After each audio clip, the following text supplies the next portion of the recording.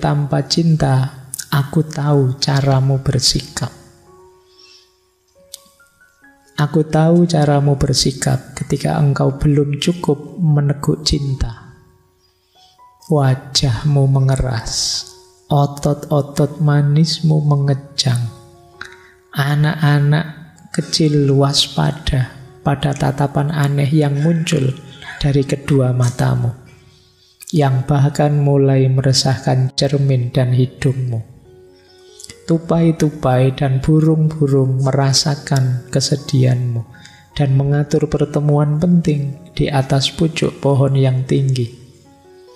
Mereka memutuskan melalui isyarat rahasia untuk melantunkan lagu menolong pikiran dan jiwamu.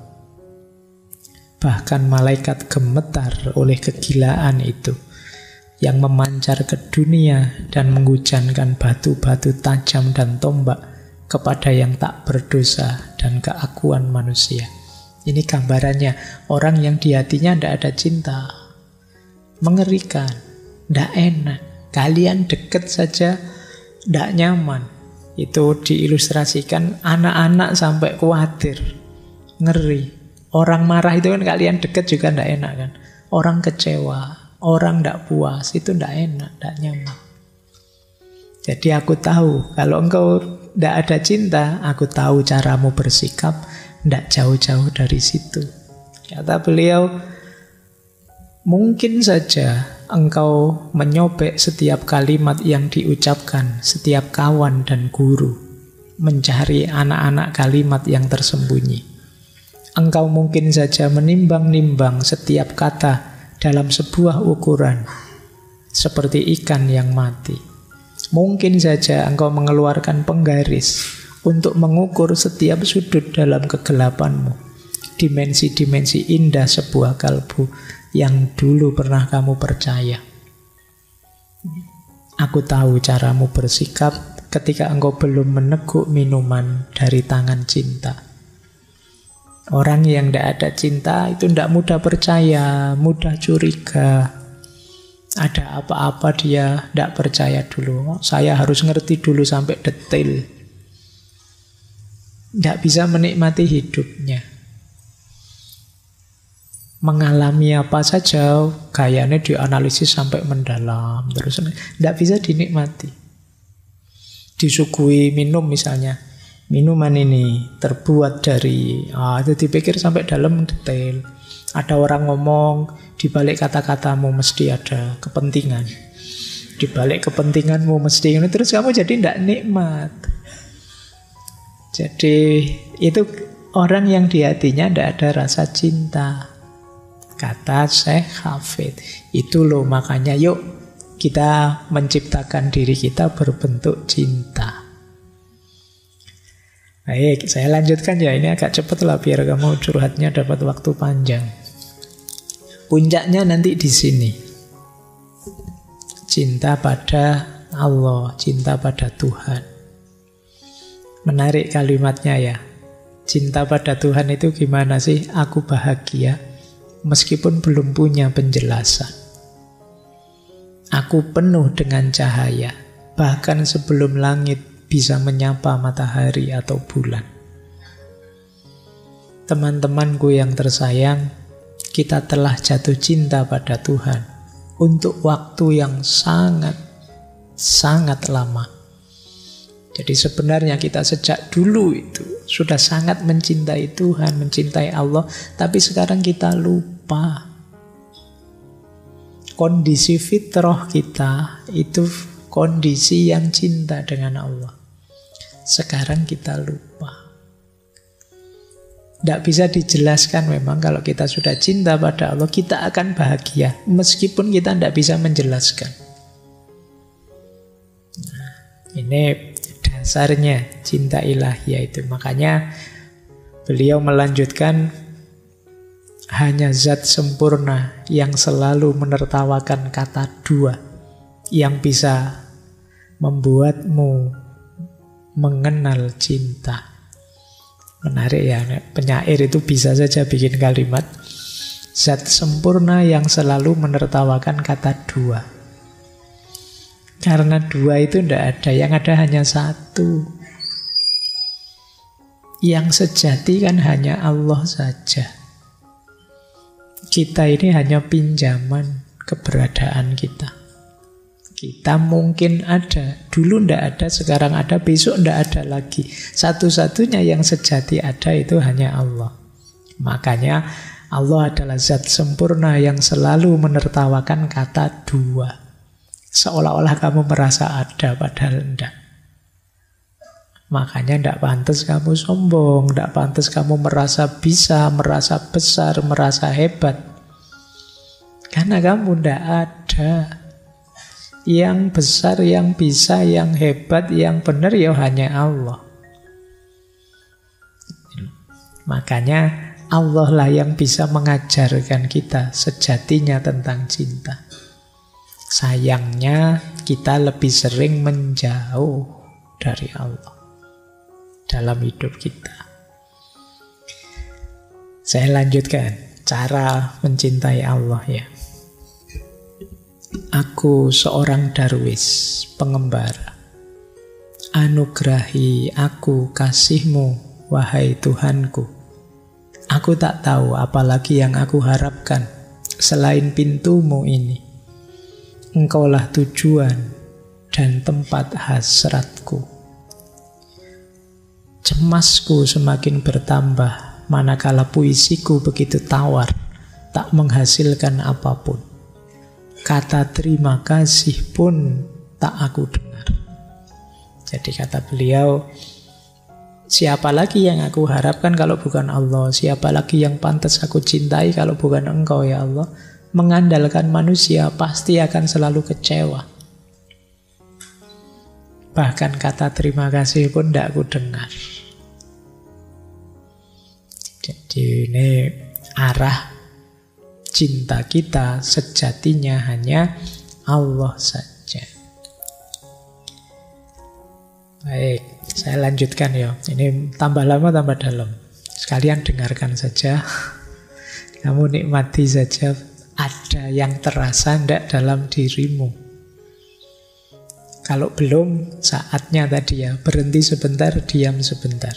Kata beliau, aku hidup untukmu dan hatiku mabuk cinta. Cinta padamu memasuki diriku sejak lahir dari susu ibuku. Cinta adalah rasa sakit sekaligus obatnya. Ironi ini melebihi apa yang dapat kuterima. Semakin besar usahaku, semakin buruk rasa sakitnya. Jadi beliau ini sedang mengalami ekstase cinta yang sangat pada Allah. Dan beliau merasa benih-benih cinta itu lahir sejak menghisap susu ibu. Itu momen cinta, momen kasih sayang, anugerah Allah yang luar biasa dengan kehadiran dan kehidupan kita di muka bumi. Ditandai dengan kita menyusu pada ibu. Saat kita menyusu itu sebenarnya kan kita sedang menghisap cinta. Cinta Tuhan pada kita, cinta ibu pada kita. Cinta itu kadang memang sakit, tapi obatnya juga cinta. Semakin kita berupaya, kadang-kadang semakin sakit dalam cinta itu. Tapi semakin kita lega, semakin kita puas. Jadi sakit dan obatnya jadi satu. Di sini, di Siros, kata beliau, setiap malam tangisan cintaku yang sakit adalah yang pertama yang akan kamu dengar. Jika engkau tuangkan air mataku ke sungai, semua lahan pertanian di Irak akan tersapu oleh banjir. Tadi malam aku bersumpah, aku melihat wajah sang kekasih. Saat angin bertiup, awan terangkat dan disinari bulan. Wahai Hafid, hati-hatilah. Meskipun kamu mencintai dia, Raja itu maha kuasa dan cintanya dapat merenggut nyawamu. Ini menjelaskan yang depan tadi loh. Cinta itu ya penuh resiko, ya sakit, perlu pengorbanan. Tapi mengatasi rasa sakit itu dengan cinta itu sendiri. Jadi sakit yang kamu cari, karena dibalik rasa sakitnya ada obat. Itulah hakikatnya cinta. Baik, saya agak cepat biar kalian tidak banyak mikir. Karena tadi katanya Syekh Hafid di awal, jangan belajar cinta dengan nukilan buku logika. Semakin kamu banyak mikir, semakin nanti mungkin kamu bantah ini. Rasakan saja. Terus, tidaklah tentram hidup di bawah kolong langit ini tanpa Tuhan, tanpa anggurnya. Bagai sekuntum kembang layu lunglai disapu angin derita. Tuhan, Hafid rindu kepadamu lebih dari Nabi Sulaiman. Hafid rindu padamu walau tangannya tak mendapat apa-apa kecuali angin. Hafid sangat rindu kepadamu. Tuh. Sudah sangat cinta beliau pada Allah. Kalian pernah tidak merindukan Allah? Atau tidak pernah mikir sampai ke sana? Atau sebenarnya kerinduan itu ada, tapi kamu tidak pernah peduli? Betapa jiwamu sebenarnya sangat merindukan Dia. Cuma selama ini teriakan kerinduan itu kamu abaikan. Tidak kamu dengarkan. Kamu tutupi dengan ambisimu, hasratmu, keinginan duniawimu. Makanya beliau bolak-balik bilang, Hafid rindu padamu ya Allah. Kalian boleh nanti malam bilang pada ya Allah, aku rindu padamu. Kalian mungkin bilang kayak gini kadang-kadang hanya kalau pas ada masalah. Itu pun karena kamu ingin Allah hadir ngatasi masalahmu. Kamu sebenarnya tidak butuh Allah, kamu hanya butuh solusi atas masalahmu. Ayo ya kita coba sekali-sekali, yuk kita rindukan hadirnya Allah. Allah saja cukup. Tidak pakai embel-embel apa-apa atau pamrih apapun. Nanti rasakan kedamaian di hatimu. Baik, saya lanjutkan. Di pagi hari, ketika aku mulai terjaga, terjadi lagi, kata beliau, perasaan bahwa engkau kekasih telah berdiri sepanjang malam mengawasiku. Perasaan bahwa segera ketika aku mulai goyah, engkau letakkan bibirmu di dahiku dan menyalakan pelita suci di hatiku. Ini jalan cinta, jalan kerinduan pada Tuhan. Kata Hafid begini, aku selalu merasa kalau aku sedang tidur, beristirahat, memulihkan tenaga, justru kekasihku Allah kan tidak tidur, yang menjagaku, mengawasiku, sampai kemudian aku bangun lagi. Kalian pernah tidak berpikir sampai ke situ? Allah yang selalu dekat dengan kita, yang selalu mengawasi kita, berarti Dialah yang menjaga kita saat kita sedang tidur. Dan itu sangat menyentuh hatinya Hafid. Setiap kalau bangun tidur, Alhamdulillah, terima kasih ya Allah, Engkau yang membuatku tidur, Engkau yang menjagaku saat aku tidur, dan Engkau yang pula yang membangunkan aku. Bahkan kata Hafid, saat aku mulai goyah, ada masalah ini itu, Engkau letakkan bibirmu di dahiku sehingga menyala pelita suci di hatiku. Allah sangat dekat dengan kita. Pasti Allah yang akan menghibur kita, Allah yang akan jadi solusi atas problem-problem kita. Cuma kita sering tidak peduli pada Dia. Kita merasa hebat bisa menyelesaikan masalah, kita lupa yang membuka jalan menyadarkan kita akan solusi-solusi itu siapa lagi kalau bukan Allah. Allah lah, kalau bahasa syairnya, yang mencium dahi kita, sehingga hati kita menyala hidup lagi setelah semula buram, hampir mati. Nah, itu manifestasi cinta. Jadi kesadaran bahwa Allah sangat mencintai kita, pasti Dia selalu mengawasi dan dekat dengan kita. Baik, kita lanjutkan ya. Ini kalimatnya menarik.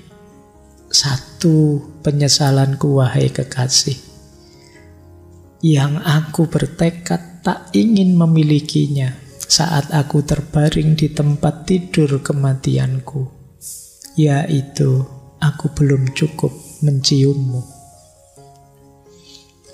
Ini jangan dipakai untuk pacarmu ya. Ini maksudnya cinta pada Allah. Aku khawatir nanti kalau aku sudah meninggal, tapi aku belum cukup mencintaimu, aku belum cukup bersyukur, aku belum cukup membuatmu rela, ridho, padahal engkau sudah memberikan segalanya padaku.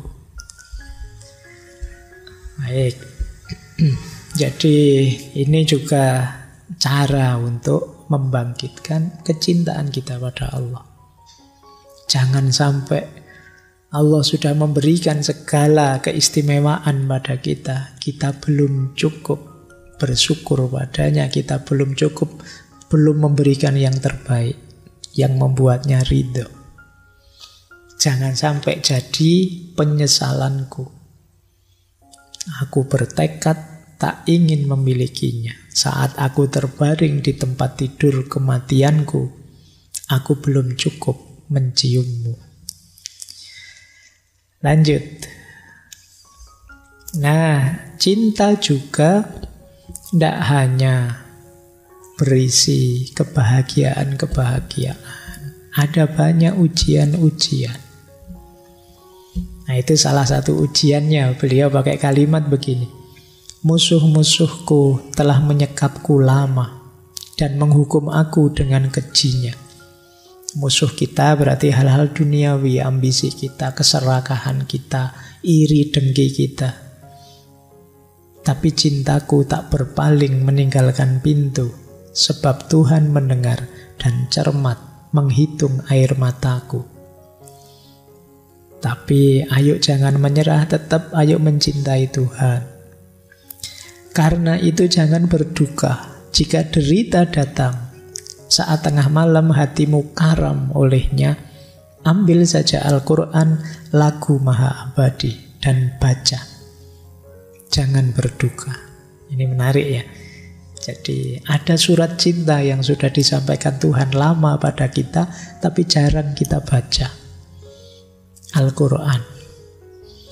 Jadi kalau kamu sedang sangat galau, malam-malam buka Al-Quran, baca. Para wali kan juga sudah memberi isyarat itu, tombok hati. Salah satunya membaca Al-Quran. Nawa itu ya, nanti Ramadan semoga tuntas resolusinya untuk ngaji. Oh, karena biasanya yo semangatnya awal toh. Malam pertama, kedua, ketiga semangat Pak, saya 3 hari 3 juz, berarti nanti sampai akhir Ramadan khatam 3 kali. Begitu 10 ke atas mulai seret. Mulai 1 juz. 1 khatam sekali juga tidak apa-apa kok Pak. Ya alhamdulillah. Nanti malam sudah 10 hari terakhir masih jauh, burung khatam. Yang penting ngaji kan Pak. Yo. Aku tidak pernah serius. Ayo ya. Allah menyapa kita itu dengan banyak media, menyadarkan kita lewat banyak ayat-ayat. Ayat itu kan bukti-bukti hadirnya. Yang paling jelas kelihatan ya Al-Quran. Anggaplah kalau kita sedang ngaji, sedang ngobrol, berkomunikasi dengan Allah, biar semakin khusyuk. Nah, malah di syair ini kita diminta sedang berduka, ada masalah apapun, ambil saja Al-Quran di malam hari, baca. Biar dukamu larut, biar dukamu hilang. Baik, ini ya karena pecinta juga tidak selalu mulus, kadang ada kesulitan, kadang ada kesedihan, ada penderitaan. Saya lanjutkan. Dari mana penderitaan itu muncul? Dari cinta kita pada dunia. Kata beliau, marilah, mari, jangan pada dunia engkau meneguhkan janji. Jangan pada si tua bangka ini engkau menaburkan cinta. Telah 1000 kali dia menjanda. Ini maksudnya apa? Sebelum kita itu sudah sangat banyak orang yang tertipu oleh dunia. Sekarang mereka sudah meninggal. Dunianya jadi janda, ditinggal oleh mereka. Jadi telah 1000 kali dia menjanda. Mari, jangan pada dunia ini engkau mencintai. Wahai elang yang melayang tinggi, jangan pada tikar sembayang engkau terikat, dan dalam zawiyah tempat zikir engkau terkuruk. Bukan di sini tempatmu, terbang. Terbanglah tinggi. Bait yang terakhir ini mengingatkan kita, kalau kita menjalankan amanat agama, beribadah, yo jangan berhenti pada formalitas buminya. Formalitas bumi itu yo syarat rukunnya, geraknya, dan lain sebagainya. Iya, diawali dari situ, tapi kamu harus terbang. Kamu harus naik sampai pada Allah, karena hakikatnya itu persembahanmu pada Allah. Itulah caranya mengatasi kegelisahanmu. Jadi jangan tertipu oleh yang dunia, jangan berhenti di dunia. Kamu harus bergerak mentransenden, naik, mendekat, menuju pada Allah. Wah, sudah lebih, saya tadi pinginnya jam 9. Lanjut ya. Ini mungkin beliau agak jengkel, orang-orang ini dikasih syair tinggi-tinggi, ya ruwet saja. Tidak mau patuh-patuh. Kata beliau begini, sudahlah, semestinya kita sederhanakan pembicaraan spiritual sekarang. Gambarannya begini, kata beliau, Tuhan sedang menjual sesuatu padamu, tetapi engkau tidak mau membelinya. Allah menawarkan ini, menawarkan itu, mengajakmu ini, mengajakmu itu, karena cintanya dia pada kita. Tapi kita tidak respon. Kita tidak mau membelinya. Kata Syekh Hafid, itulah deritamu. Tawar-menawarmu yang menakjubkan. Teriakanmu yang tanpa ukuran tentang harganya. Itulah deritamu. Kita itu selalu mikir kepentingan duniawi kita. Allah memberi yang lebih utama, lebih luar biasa, tapi kita hanya minta yang duniawi. Allah, yang penting saya ini, yang penting saya itu, duniawi semua. Kata Syekh Hafid, tawar-menawarmu itu kok menakjubkan ya. Nawar terus, selalu kepentinganmu yang kamu dulukan. Kamu dicintai sedemikian rupa, tapi engkau jual mahal. Allah menawarimu apa-apa, engkau tolak. Engkau hanya minta keinginan duniawimu saja. Masalahnya di sini, kata Syekh Hafid. Intinya hanya ini sebenarnya. Maka yuk kita mulai sadar ya. Allah sudah banyak menawarkan macam-macam kebaikan, keutamaan, dan lain sebagainya. Jangan ditawar. Beli saja, ambil saja. Di situ tersembunyi rahasia-rahasia kemanfaatan, keberkahan hidup. Terakhir, setelah ini tanya jawab. Agak lewat 15 menit. Nah, ini saya tutup dengan syair ini ya. Jadi ini ceritanya menarik. Setelah Syekh Hafid meninggal, beliau meninggal 1390. Beliau lahir 1314. Saat beliau meninggal itu para ulama berdebat, karena ada yang menganggap beliau musyrik, ada yang membuat beliau kufur karena gagal memahami puisi-puisi beliau. Tapi ada juga yang tahu beliau ini wali, harus kita hormati. Jadi setelah beliau meninggal itu ada perdebatan. Ini kita hormati atau tidak jenazah ini. Akhirnya ini cerita ya. Terus dibuat undian. Sudahlah gini saja kita undi. Sekarang coba ambil kitab kumpulan syair dari Syekh Hafidh ini. Kemudian kita buka. Di halaman mana atau puisi yang mana, syair yang mana yang muncul dan maknanya apa, berarti itu yang kita ambil. Nah, pas dibuka, syair ini yang keluar. Jadi pas diundi keluar syair ini. Isinya kalau dalam bahasa Arab begini. La tu'akhir qadamaka au tataraddat an janazati Hafidh fahuwa hurikun fil ismi walakinnahu dhahibun ilal jannati. Ini syair kan, syair-syairnya Hafidh sendiri, berarti sebelumnya beliau sudah pernah menulis syair seperti ini. Ini mungkin juga menunjukkan kerendah hatian beliau merasa jadi orang yang berdosa. Jadi kata beliau, jangan engkau tunda kakimu melangkah. Jangan ragu atas jenazah Hafidh. Dia tenggelam dalam dosa, tetapi ia pulang ke surga. Ini pas syair ini yang diambil ya berarti ya sudah. Berarti beliau memang orang baik, orang lurus, orang benar. Nah itu ceritanya begitu.